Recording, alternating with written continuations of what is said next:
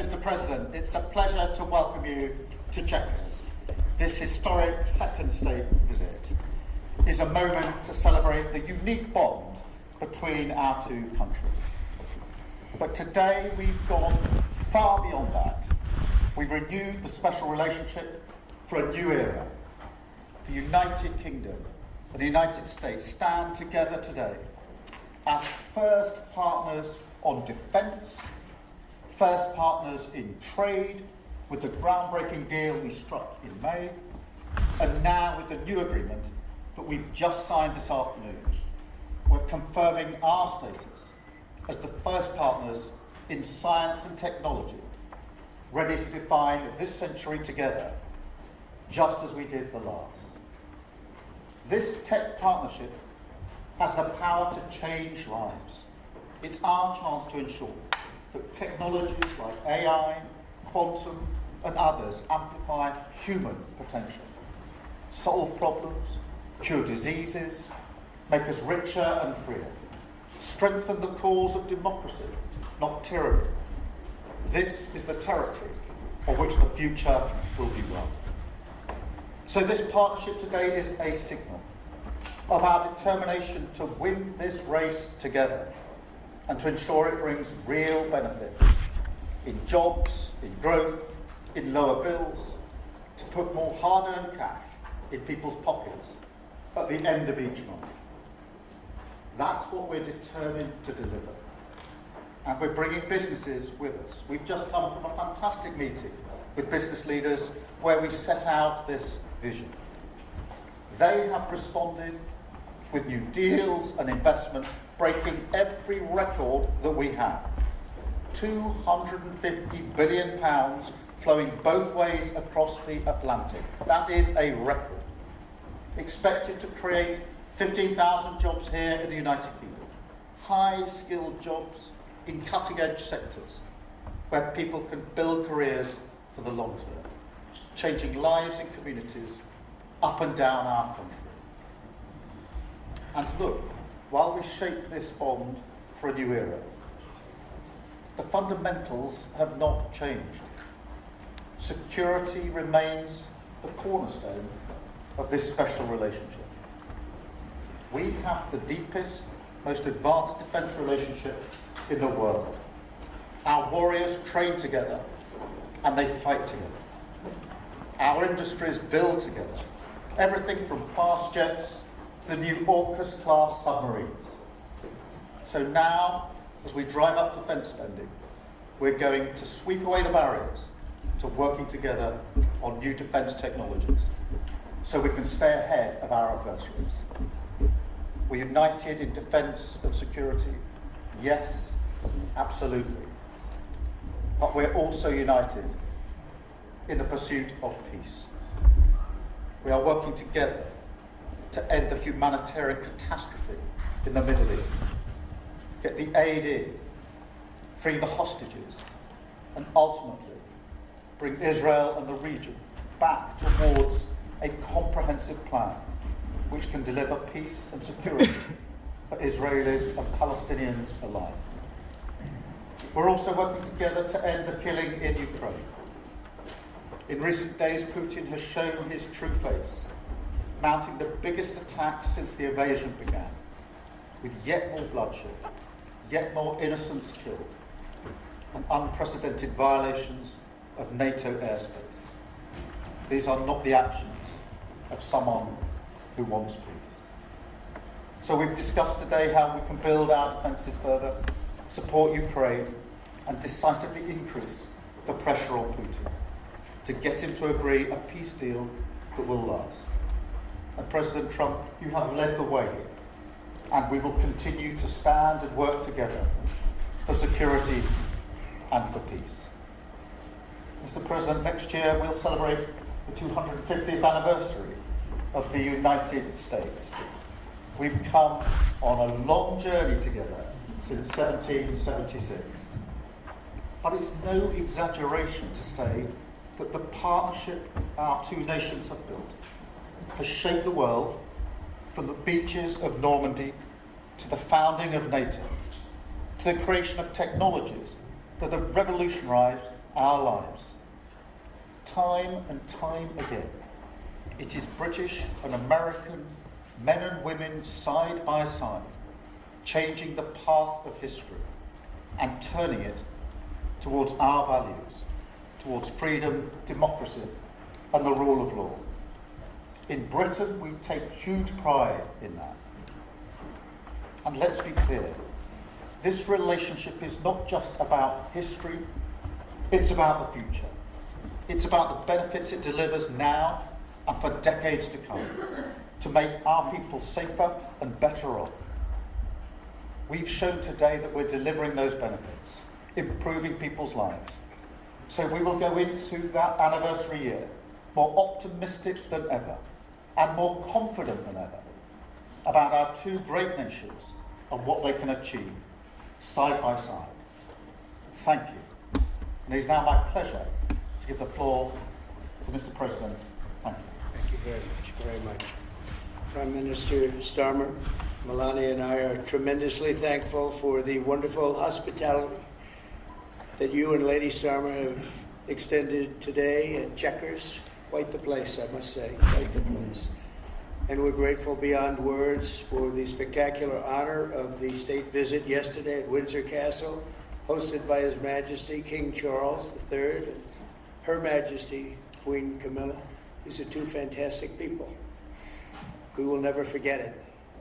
As I said last night, the bond between our countries is like no other anywhere in the world.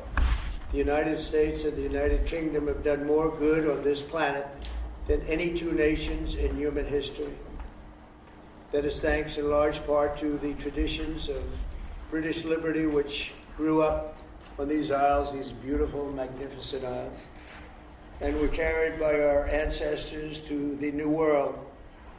We're forever joined, and we are forever friends, and we will always be friends. This enduring connection is why I was thrilled that the United Kingdom was the very first country with which we made a historic trade deal, and a very good trade deal. He's a tough negotiator. I think it was a better deal for you than us, but he's It's a very good deal for both. He is a great negotiator who will extend our unparalleled security alliance into the realm of economic security for the first time, and I look forward to finalizing it very soon. We'll have it done very quickly. We have also just signed a historic technology prosperity deal, one of a kind, to ensure our countries lead the next great technological revolution side by side. In fact, we just left the business leaders, the biggest in the world. Some are in this room right now. And that was quite a meeting we had on business and trade and technology. This trip has galvanized $350 billion in deals across many sectors, and we're committed to ensuring that the UK is a secure and reliable supply of the best AI hardware and software on Earth. And we supply that, and we'll make sure we supply it in quantity to the UK. We also are joining forces on quantum computing and nuclear power, a natural partnership for close allies. The United States, as you probably have heard, is doing better than it has ever done in terms of business and investment. The stock market has hit a new high, as you know, and that's for many, many days out of our fairly short 8 months. And we seem to be hitting new highs, and I think we're going to do much better even as time goes by. Jobs are at a record, and most importantly, we have more than $17 trillion, $17 trillion, and this is during an 8-month period being invested in the country, which is not only a record, but if you compare $17 trillion to the last year of the Biden administration, they did $250 billion. They didn't do $1 trillion for the 4-year period. We did $17 trillion of investment coming in. A lot of it's because of tariffs, and a lot of it's for a lot of other reasons, but there's never been anything like it. It's an economic superstar. That's what it's become. It's mismanaged and badly handled for a long period of time, but it's not badly handled anymore. So that's a record, and remember, that's up until 8 months. We have another few months to go, and that number is going to get significantly higher, especially if we win a certain case that we're waiting to hear. That will be something like the world has never seen. I want to congratulate the United Kingdom on making the vital commitment to spend 5% of GDP on defense at the NATO summit this year. We've worked together very closely in so many ways. I'm very honored to tell you that we've solved 7 wars, wars that were unsolvable, wars that couldn't be negotiated or done. The U.S. has done 7 of them. The one that I thought would be easiest would be because of my relationship with President Putin, but he's let me down. He's really let me down. It was going to be Russia and Ukraine, but we'll see how that turns out. But that turned out to be, I thought it might be among the easiest of the group. But we had to settle just about every conflict, and as you know, we're working very hard on Israel and Gaza. All that's happening over there. Complex, but it's going to get done. It'll all get done right. And likewise, Russia and Ukraine will get done. But you never know in war. You know, war is a different thing. Things happen that are very opposite of what you thought. You thought you were going to have an easy time or a hard time, and it turns out to be the reverse. As we saw in the unforgettable parade yesterday at Windsor Castle, what a place it is. The British Armed Forces carry on one of the finest military traditions in the world, one of the greatest marching bands, one of the most magnificent sights I've seen.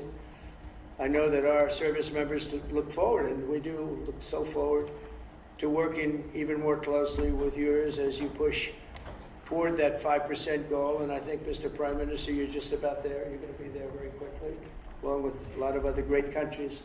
I want to thank NATO and our wonderful head of NATO, who's really worked very hard, Mark, for the job they've done. As you know, NATO was at 2% GDP, and they didn't pay it.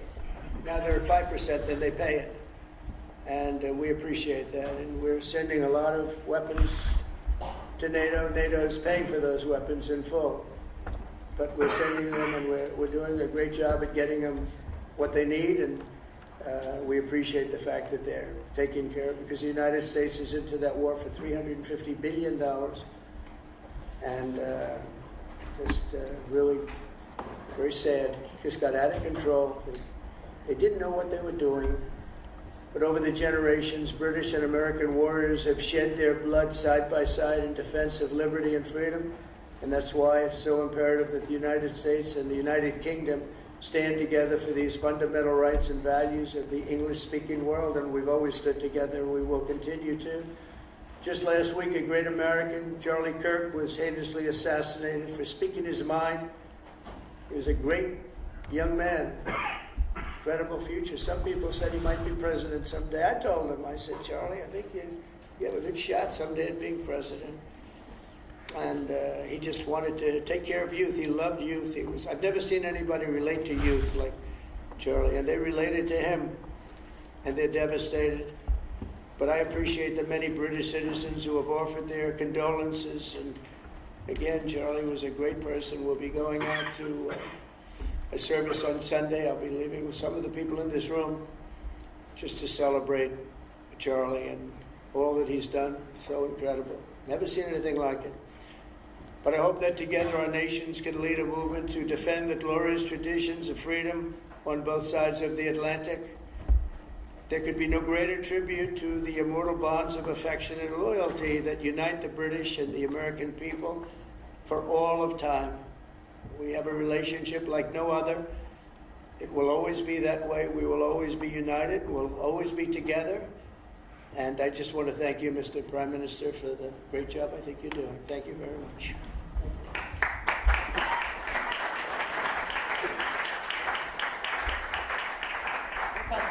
Mr. President. We're going to take some questions. I'll pull 2 or 3 to start with, and then I'll pass over to the President. I've got Chris Mason from the BBC first. Chris. Thank you both. Chris Mason, BBC News.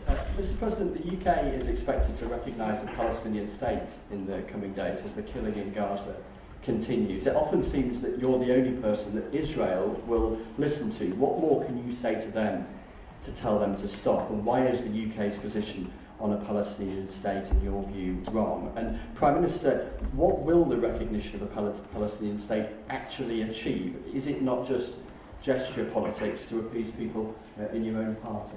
Thank you both. Well, Chris, let me just start with that, because we discussed this amongst other things. We had best part of an hour, I think, upstairs earlier today, just one-to-one, going through a number of affairs, world affairs, in private.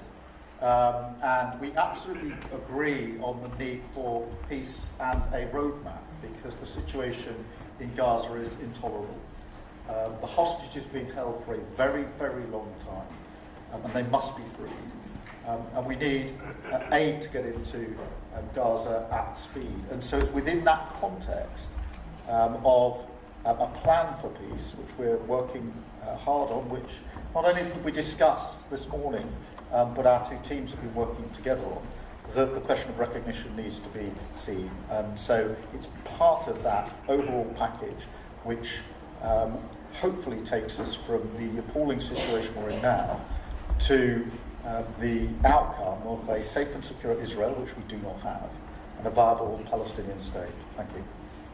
Well, simply, I want the hostages released now, right now. Not 1, 2, we'll give you 3 more tomorrow, and like it's been. But we're the ones that got all the hostages released. We had many. Many came to the Oval Office, and I've heard stories like I've never thought even possible. There was no humanity, no anything. I said to them, was there any warmth shown during this stay? Like they offered you a little extra meal, they gave you a little smile, and they said, don't worry, you'll be okay. And every one of them said, not even a little bit. Amazing to think that during this stay, long stay in some cases. We had a man the other day, 451 days he was there. I always ask that question. And was there any warmth shown? Just a little word of encouragement. And the answer is every time, absolutely not. I'm shocked to hear it, because in the worst cases, there's always somebody that comes through. We have to remember October 7th, one of the worst, most violent days in the history of the world, not just there, the history of the world. And I got to see the tapes, and I wish I didn't see them, actually, but I got to see them. And I want an end. I want the hostages released, and I think it's going to be okay, but it has been a brutal period of time. But this has been going on for a long time. This is not something that's over the last year, 2 years, but this has been for decades and decades. But we want it to end. We have to have the hostages back immediately. That's what the people of Israel want. They want them back, and we want the fighting to stop, and it's going to stop. But a lot of bad things. Hamas said that they're going to put the hostages up as bait. They're going to put the hostages in front of any attack. And that's pretty brutal. We haven't heard that one in a long time. So we have to remember that. So I have a disagreement with the Prime Minister on that score. One of our few disagreements, actually. Can I take Jack from the Sun? Jack. Thank you both. Jack Elson from the Sun. Mr. President, in the 9 months you've been in office, you've been incredibly successful in all but eliminating crossings on your southern border. Yeah. Meanwhile, illegal migration is at record levels in Britain, and the Prime Minister is trying to tackle that. What advice would you give to the man standing next to you on trying to stop illegal migration in Britain? And Prime Minister, if I can just ask, the President is all about drill baby drill in terms of trying to secure American energy and cut bills for Americans. Meanwhile, you are turning Britain's back on oil and gas in favour of renewable energies, such as wind turbines. Why do you think that you are right and he is wrong? So we had millions of people flowing in, totally unchecked, totally unvetted from the Biden administration. 25 million, in my opinion, that would be about 25 million. They came from prisons, they came from mental institutions, they were gang members, they were drug dealers. They came from the Congo, they came from all parts of South America, they came from everywhere. Think of it, prisons from the Congo being released into the United States, prisons opened up in Venezuela and many other countries pouring into the United States. And I couldn't believe it. One of the reasons I decided to run. I decided to run because I don't want to be controversial. But you see what's happened, and you see all the information that's come out. We won in 2020 big. And I said, let's run, we got to run, because I saw what was happening. And the worst thing that I saw was all of these people. You know, we've already solved inflation. We've solved prices. Oil is way down. Energy is way down in the United States. But what I saw happening with millions of people pouring into our country, I couldn't stand to watch it. And we've done a great job. Nobody, if you've seen the last, I appreciate your question, by the way, nobody, absolutely zero, and I'm not even sure that's possible, but it's a very liberal group that come out with those statistics. The last 3 months, we had zero. From millions of people a year ago, we had 0 people enter our country illegally. And we do have people coming in legally through a legal process and testing and lots of other things. I think it's very important, and we speak about it, and I think your situation is very similar. You know, you have people coming in, and I told the Prime Minister I would stop it, and it doesn't matter if you call out the military, it doesn't matter what means you use, but it's going to destroys countries from within. And we're actually now removing a lot of the people that came into our country. It's a very hard chore. We were given a very, very bad hand. Millions of people came in from prisons and mental institutions. We have to remove them. And we are removing them. We have no choice, and I feel very strongly about it. Thank you very much. Jack, let me just deal with the question of returns, because this is obviously an issue we're taking incredibly seriously. We've struck a number of deals both on cooperation with other countries, because this is a problem right across Europe, to tackle the problem of actually breaking up the gangs that are running this trade. We have had a record number of returns, over 35,000 now, since we came into office. That's the highest number for the best part of 10 years. We struck the returns arrangement with France, and notwithstanding the challenges to that scheme, which you've seen in the last few days, a flight went off at 6:15 this morning, successfully returning someone under that scheme. So that is an important step forward. Obviously, there's no silver bullet here. There's a range of things that need to be done. But given the challenges of returning people, it is important we're able to prove it can be done. It was done early this morning. So I can confirm that flight went successfully. And I'm pleased about that. Now we need to ramp that up at scale, which was always key. But it's very important we've been able to prove that the proof of concept, if you like, that this can be done, and will continue in that way. On the question of energy, firstly, let me be really clear that I am absolutely determined to ensure that the price and cost of energy comes down, so that bills come down both for individuals, for families, with their household bills, but also for business, because this is so important. The mix will include oil and gas for many years to come from the North Sea. We've been clear about that for some time, but we also need to mix that with renewables, and it's the mix that's really important. And the approach I've taken on this is the same approach that I take to many other things, a pragmatic approach. Thank you, Jack. I would like to say that we inherited the worst inflation in the history of our country. We had inflation, the likes of which we've really never seen. They say 48 years, and I'll accept that, but I really don't. We had the worst inflation in the history of our country. And we had an expression that I used a lot, drill, baby, drill. And as you know, we brought fuel way down, the prices way down. And we don't do wind, because wind is a disaster. It's a very expensive joke, frankly. And we got our energy prices way down. That brought the inflation way down, and now we have very little inflation. And we have a very, very strong economy. So that was very important. Drill, baby, drill. And you have a great asset here. We spoke about it. It's called the North Sea. The North Sea oil is phenomenal. And I hope, because I love this country, you know. My mother was born in Scotland. And the Hebrides, Stornoway, that's serious Scotland, we were talking about it. And I want this country to do well. And you have great assets that you're going to start using, I believe, under this Prime Minister. Thank you. And I've got Matthew from The Economist. Matthew. Thank you, Prime Minister. Mr. President, you say that President Putin has let you down. Have negotiations run out of road, and what are your next steps to compel an end to this war? Well, he has let me down. I mean, he's killing many people, and he's losing more people than he's killing. I mean, frankly, the Russian soldiers are being killed at a higher rate than the Ukrainian soldiers. But, yeah, he said, let me down. I don't like to see it's death. You know, it doesn't affect the United States. We have, other than unless you end up in a world war over this thing, you could. This was a thing that would have never happened had I been president. If I were president, it would have never happened. And it didn't happen for 4 years. Most people agree it didn't happen, nor was it close to happen. And I spoke to President Putin about Ukraine. It was the apple of his eye. I've said that many times. It was. But he would have never done what he did, except that he didn't respect the leadership of the United States. They just went through the Afghanistan total disaster for no reason whatsoever. We're going to leave Afghanistan, but we're going to leave it with strength and dignity. We're going to keep Bagram, the big air base, that one of the biggest air bases in the world. We gave it to them for nothing. We're trying to get it back, by the way. Okay, that could be a little breaking news. We're trying to get it back because they need things from us. We want that base back. But one of the reasons we want the base is, as you know, it's an hour away from where China makes its nuclear weapons. So a lot of things are happening, but I am very disappointed in the fact that that one's not settled. To think that we settled Azerbaijan and Albania as an example, it was going on for years.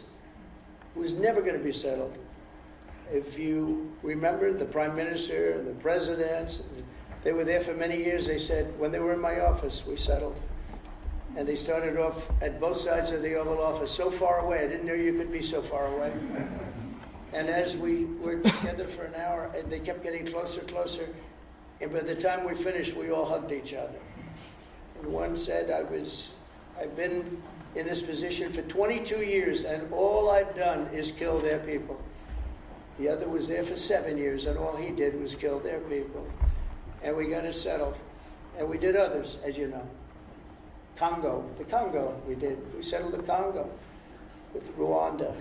That was going on, and that was a machete war. There was some war, many people, close to 10 million people killed. We got that. So my biggest disappointment, but it's, you know, look, we did 7, and most of them were not thought to be settleable. We did India and we did Pakistan. That's 2 nuclear. That was purely for trade. You want to trade with us, you're going to have to get along. And they were going at it hot and heavy. But the Russia situation, I hope we're going to have some good news for you coming up. But again, it doesn't affect the United States. And look, it doesn't so much affect you, because you are a lot closer to the sea than we are. We have a whole ocean separating us. But I will say this, it's millions of people have died in that war, millions of souls. And they're not American, they're soldiers, mostly soldiers, as you know. The soldiers are being killed at levels nobody's seen since the Second World War. But they're being killed, and I feel I have an obligation to get it settled for that reason. Thank you. And just to add on that question, because we have to put extra pressure on Putin. And it's only when the president has put pressure on Putin that he's actually shown any inclination to move. So we have to ramp that pressure up. I think it's important to have this conversation in the context of what's happened in recent weeks. We saw damage and bombing to the British Council in Keir. These are targets that it was thought until recently were not targets that would be hit. The British Council, the European Union Embassy, the Council of Ministers, where President Zelensky's ministers' work was hit. Again, these were thought to be places that wouldn't be hit. And then the incursion into Poland last week. And if you put that together, what you can see is either an emboldenment or at least an increased recklessness on Putin's part. And that's why I said earlier that they're not the actions of someone who wants peace. So we have to ramp up. And we discussed earlier today, we have built the coalition of the willing with British leadership and French leadership, stepping up with military planning in the seas, in the sky, on the ground, and ramping up what we do with the Ukrainians themselves. And of course, that, taken with an American guarantee, is now an example, I think, of the challenge of Europe stepping up to the plate, which it has done in the last few months, to show, through what we and the French have done, that we're prepared to take the lead in this and take the necessary measures. But that's a war that could have been a Third World War, and I don't think we're going to be there now. But that was heading to a Third World War. And what a shame it is. What a shame it is. Mr. President, do you want to call some of the... I would love to call a few of them. Bev, do you want to have a question?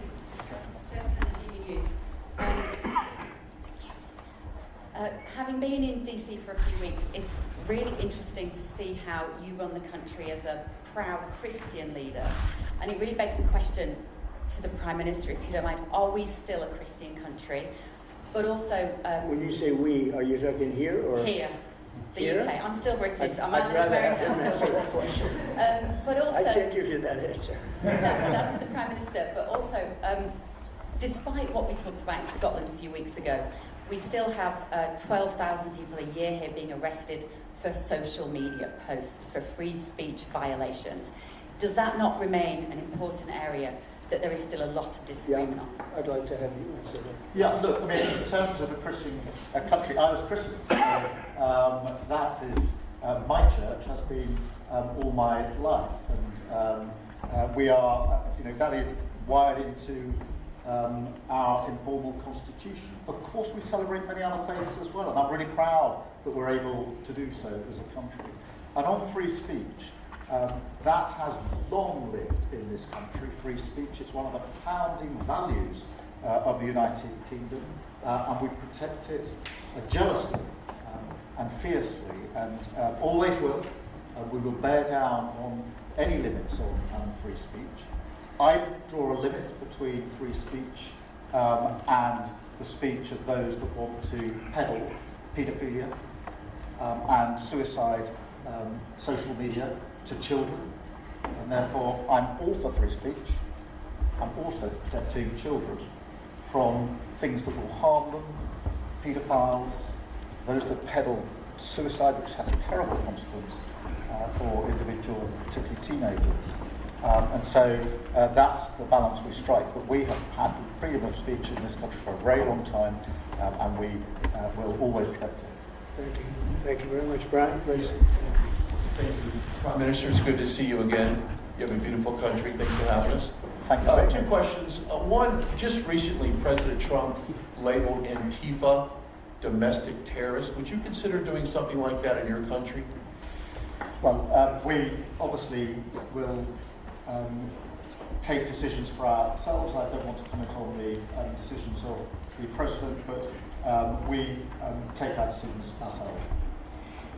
And my question to you, President Trump, is there any update on the auto pen? Yeah, it's just gotten worse from their standpoint. The people that used it, and one in particular, one person, was never told by Biden to do it. Only spoke to Biden twice, and that was just talking about the weather, not talking about any order. And he was taking orders from people other than Joe Biden. Joe Biden wasn't giving those orders. Joe Biden didn't believe in open borders. He didn't. I've known him for a long time. He was never the brightest bulb in the ceiling. As we know. You can go back 40 years ago and you'll see that. Go back and take a look at the hearings on Justice Thomas, and you'll see that very much. But he didn't believe in open borders and all of this nonsense that they're peddling now, which is why they're not in office any longer. It's a shame.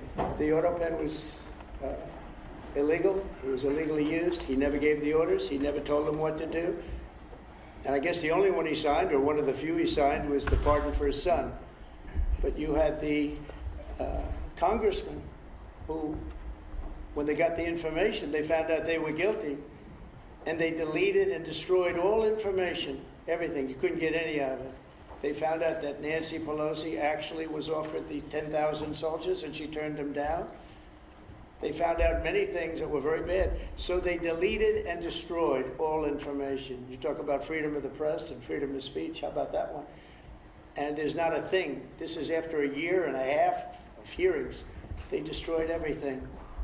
And somebody's got to be held responsible. So Biden, what he did is they knew, I don't think he knew, but somebody knew. I don't think Biden had a clue about anything, if you want to know the truth. But they gave a pardon to those Congress people.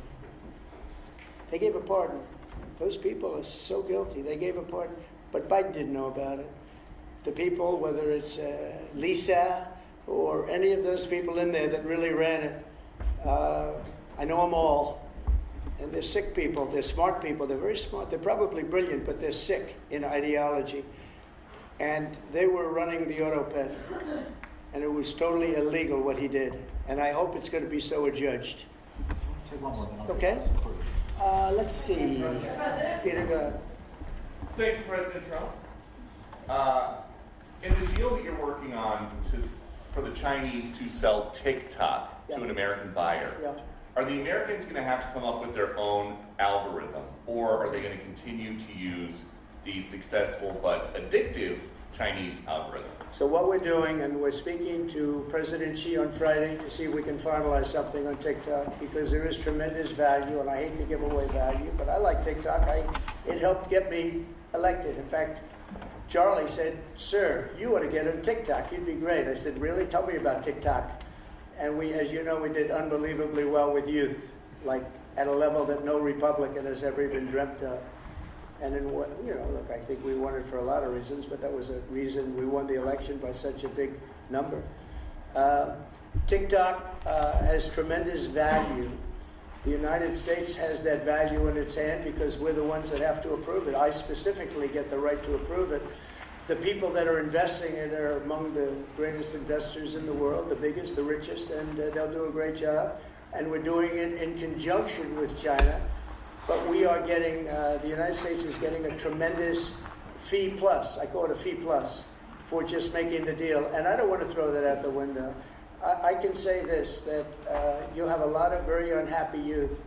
And I use TikTok very legitimately, very straight, just statements every day. I do little statements, short statements. "Sir, make it short, please." And TikTok Jack, we call him. It was pretty good. Did a good job for me, I guess. But no, I'd rather reap the benefits. I mean, the kind of money we're talking about is very substantial. And it'll be owned by all American investors and, the best investors and the, very rich people and companies are going to be owning it. Very, very straight, very legitimate companies, and really companies that love America. So they're going to be owning it. It's a big thing. And on a much bigger scale, and probably that's why we were able to get that, but on a much bigger scale, we're pretty close to a deal. We may do an extension with China, but it's an extension based on the same terms that we have right now, which are pretty good terms. And my question for Prime Minister Starmer, if you feel so strongly about officially recognizing Palestine for statehood, why are you waiting for President Trump to leave the country? Why can't you just do it right now? And isn't there a risk in rewarding Hamas with that? Well, let me be really clear about Hamas.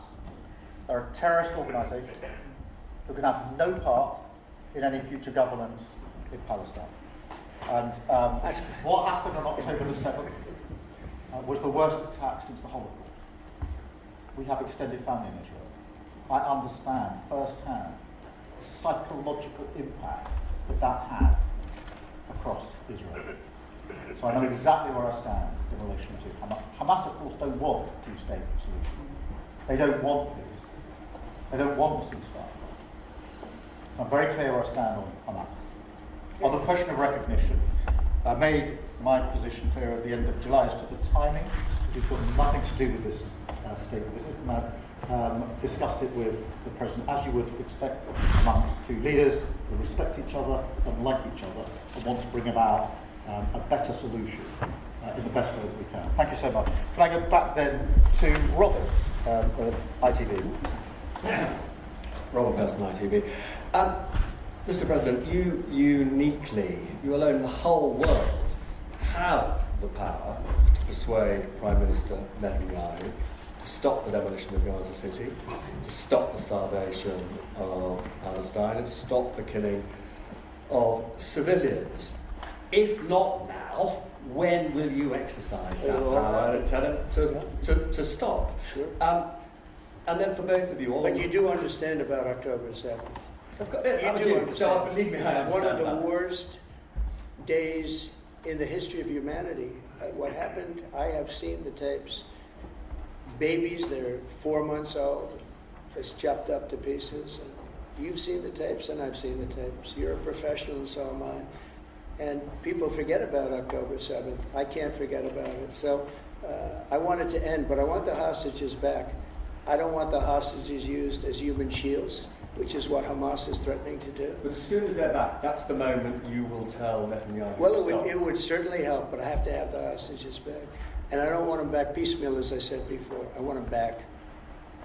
And on a separate issue, free speech, your Vice President Vance said that free speech is under attack in the UK. Do you agree with him and Prime Minister? We saw the dismissal of a very well-known chat show host in America last night, Mr. Kimmel.